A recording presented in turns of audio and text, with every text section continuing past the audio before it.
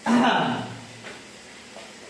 मेरे प्यारे विद्यार्थियों, आप सभी का स्वागत है आज की क्लास में। मेरे प्यारे बच्चों, आज की क्लास में मैं आपको पढ़ाने वाला हूँ क्लास 11 पॉलिटिकल साइंस चैप्टर 1 राष्ट्र निर्माण की चुनौतियाँ।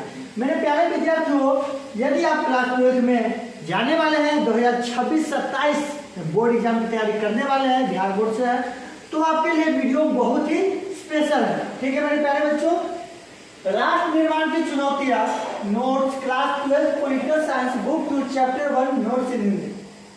इस अध्याय में हम राष्ट्र और राष्ट्र निर्माण सरदार वल्लभ भाई पटेल और राज्यों का एकीकरण, विभाजन की विरासत, शरणार्थियों की चुनौती, पुनर्स्थापना, कश्मीर मुद्दा, राष्ट्र निर्माण में नेहरू की दृष्टिकोण, भाषा पर राजनीतिक संघर्ष और राज्यों का भाषाई आधार पर निर्माण के बारे में विस्तार से जानेंगे। मेरे प्यारे विद्यार्थियों, इसमें आपको बताया जाएगा कि किस तरह से जब हमारा देश स्वतंत्र हो गया था 14-15 अगस्त के मध्यरात्रि में, उसके बाद जो भारत 565 छोटे छोटे राज्यों में बटा हुआ था, प्रांतों में बटा हुआ था, उन सबको एक करना और बहुत सारे जो रियासत थे, मणिपुर रियासत, कश्मीर रियासत, समझ गए ना, हैदराबाद, जूनागढ़, सबको एक करने की जिम्मेदारी। इसमें हम लोग नेहरू जी के बारे में पढ़ेंगे, सरदार वल्लभ भाई पटेल के बारे में पढ़ेंगे।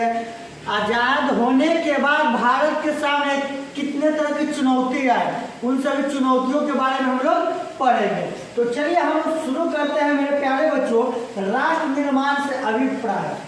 और यह राष्ट्र निर्माण का मतलब होता क्या है, समझिएगा आप लोग।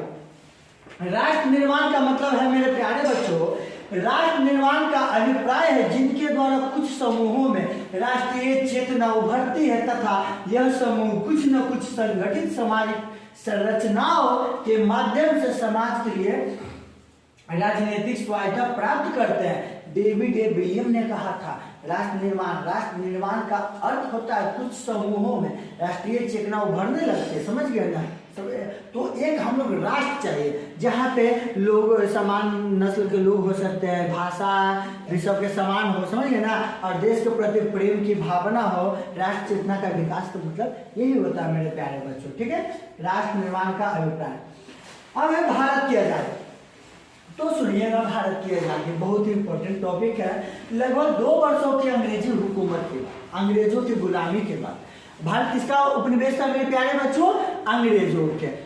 अंग्रेजों ने कितने साल तक भारत का शोषण किया था मेरे प्यारे बच्चों? 200 साल तक। लगभग 200 वर्षों की अंग्रेजों की गुलामी के बाद 14